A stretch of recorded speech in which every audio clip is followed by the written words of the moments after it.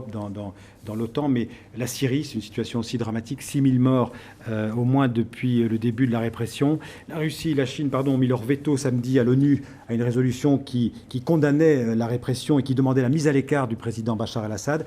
La diplomatie semble dans l'impasse. C'est un constat d'impuissance en Syrie pour l'Occident.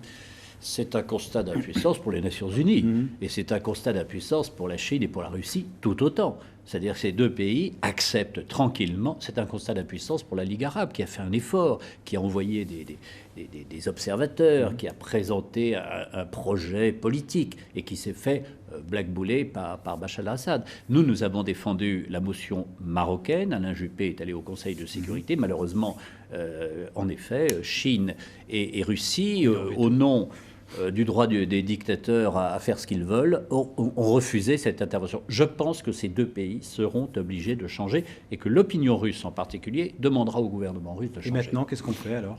On continue à faire de la pression, on continue à mobiliser l'opinion arabe à travers, par exemple, la Ligue arabe. On continue de faire pression sur l'opinion internationale qui, vous savez... D'ailleurs, TV5 en est la démonstration. Il y a une opinion internationale, il y a une information internationale. Et je pense que le Russe, de base, n'est pas très fier de l'attitude de son pays qui bloque toute espérance de solution. La Chine, je ne suis pas encore sûr que l'opinion publique chinoise s'exprime beaucoup.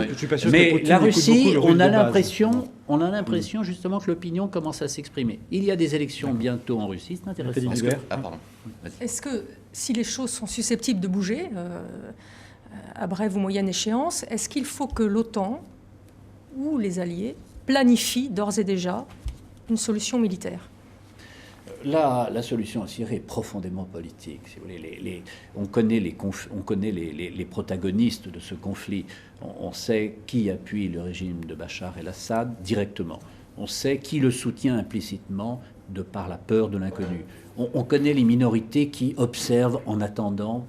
Et on sait qu'il y a un corps sunnite important, principal, et qui est malheureusement profondément divisé. Car l'une des difficultés, justement, de la prise de position, c'est que les interlocuteurs, la relève, l'alternative n'est pas formellement construite, et en tous les cas n'est pas complètement rassurante pour l'ensemble de ces populations que j'évoquais à cet instant. Mais en cas d'embrasement, est-ce qu'il faut quand même prévoir une quelconque intervention, qu'elle soit de type minimal, zone d'exclusion aérienne ou plus avancée, en cas d'embrasement soudain. Un scénario à la libyenne. Un scénario, effectivement.